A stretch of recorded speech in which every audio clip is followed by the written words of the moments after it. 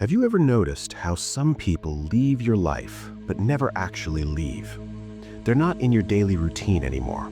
You don't talk, you don't see each other, but somehow they're still there, in your thoughts when you least expect it, in decisions you make without realizing why, in the way you react to things that have nothing to do with them. You try to move forward, you build new chapters, you convince yourself it's over. But then a random Tuesday afternoon hits, and suddenly you're thinking about them again like no time has passed at all. Most people call this attachment. Some call it unfinished business. But psychology sees something deeper. Because when certain people enter your life, they don't just pass through, they rewire something. And once that happens, distance doesn't erase it. Time doesn't weaken it. New relationships don't replace it. Tonight, I want to walk you through 7 psychological patterns that explain why some people never truly leave your mind, even when they leave your life. And the first one might make you rethink everyone you've ever tried to forget. Let's begin. They entered your life when you were becoming someone new. The people who stay in your mind the longest rarely show up during stable times. They arrive when you're shifting, when something inside you is breaking open or coming together, when you're not sure who you are anymore, but you're starting to figure it out.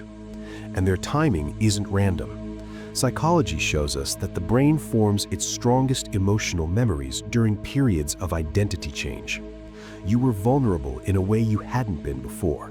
You were questioning things, letting go of old versions of yourself, trying on new ones.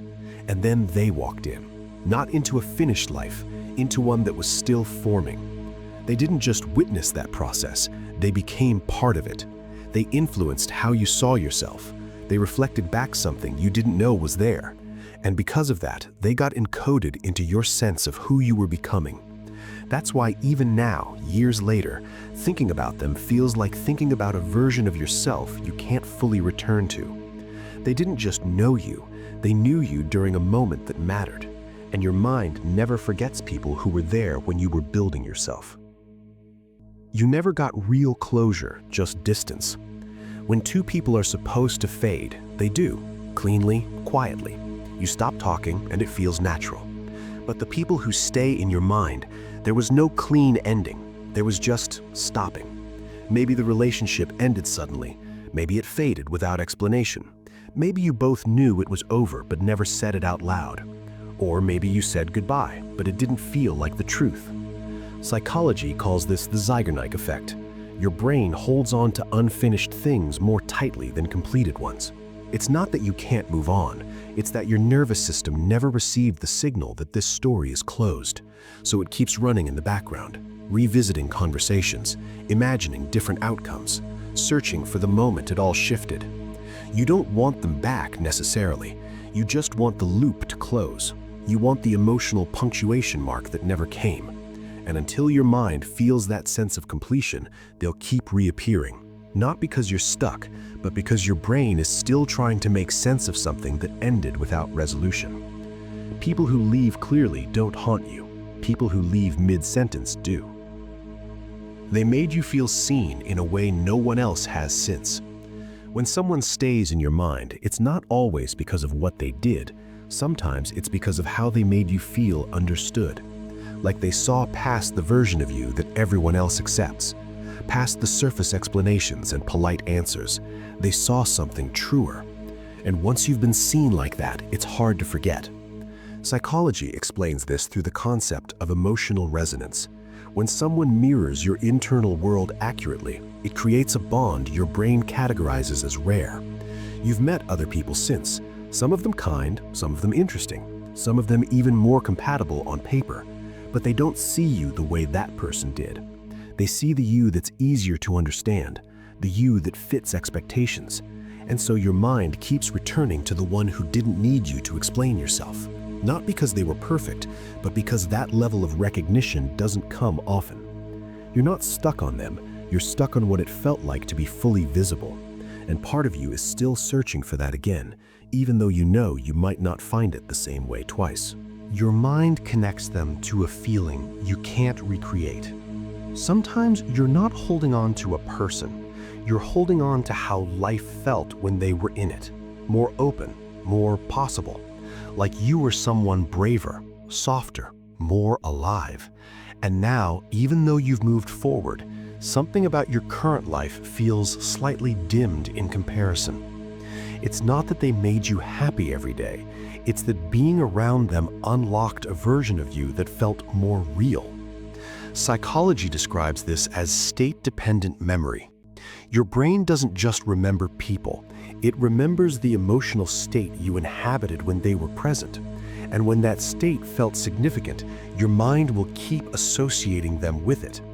So now when you think of them, you're not just remembering conversations or moments, you're remembering what it felt like to exist differently, to want things you don't want anymore, to believe in things you're not sure of now.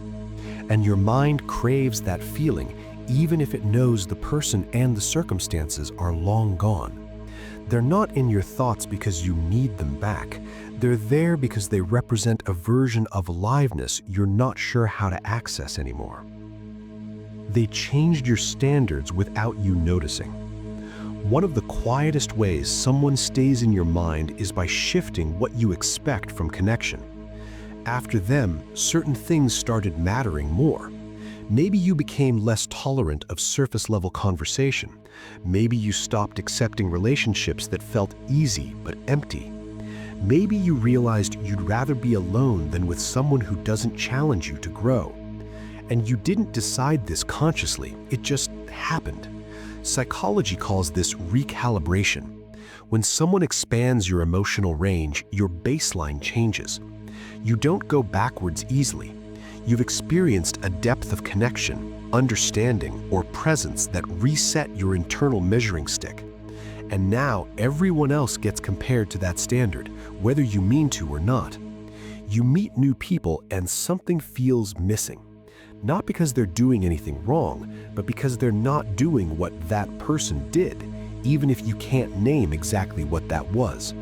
So they stay in your mind, not as a fantasy, but as a reference point. A reminder of what connection can feel like when it's operating at a frequency you're no longer willing to settle below. They're not the only person who could meet you there, but they were the first, and your mind never forgets the first time it experiences something it didn't know was possible. You see pieces of them in everything, even when you don't want to. When someone rewires something in you, they don't stay contained in the past, they start showing up everywhere. In songs that have nothing to do with them, in places you've never been together, in traits you notice in other people that make you pause for half a second. Your mind has linked them to patterns, not just memories. And once that happens, reminders are unavoidable. Psychology explains this as associative binding. Your brain connected them to emotions, sensory details, and meanings that now trigger automatically. A certain kind of laugh, a way someone phrases something, a mood that hits on a specific kind of evening, and suddenly they're back in your head. You're not seeking this out, it's happening beneath your conscious control, because they're not just a person you remember, they've become woven into how you process certain feelings. And your mind doesn't unlearn those connections easily. So you'll be going about your day completely fine, and then something small will hit, and there they are again. Not because you're obsessed, but because your brain stored them in a way that makes forgetting impossible. They're part of your internal landscape now, and landscapes don't change just because you stop looking at them. The connection feels unfinished, even if the relationship is over. Here's the part that confuses people the most. You know it's done. You've accepted it. You've moved on in every practical sense. But somewhere inside, it still feels like there's more to the story. Not more that needs to happen, just more that exists. Like the relationship ended, but the connection didn't. And that distinction matters. Psychology recognizes that relational bonds and romantic relationships aren't always the same thing. You can end the relationship, the structure, the day-to-day presence, but the bond, the energetic thread, the thing that made you matter to each other, that doesn't dissolve on command. It lingers, not painfully, just persistently. You don't need to talk to them, you don't need to see them, But if you're honest, some part of you still feels connected, still wonders how they're doing, still carries a quiet awareness that they're out there somewhere, living a life you're no longer part of. And that's why they stay in your mind. Not because you can't let go, but because some connections don't end. They just change form. They become something you carry quietly. A person who mattered once and still matters now, just differently. And your mind knows the difference between someone you need to forget and someone you'll always remember. This is the latter. If someone came to mind while you were hearing this, that's not an accident. Some people leave, some people linger. And the ones who linger aren't there to torture you. They're there because they meant something. Maybe they still do. Maybe they always will. And that's not weakness. It's not inability to move on. It's just the way depth works.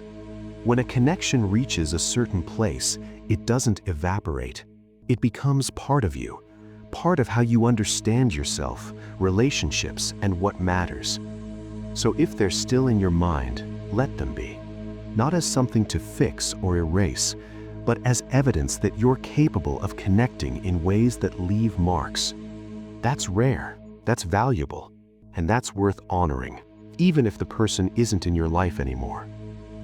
If this resonated with you, consider subscribing. Leave a comment if you'd like, and thank you for being here.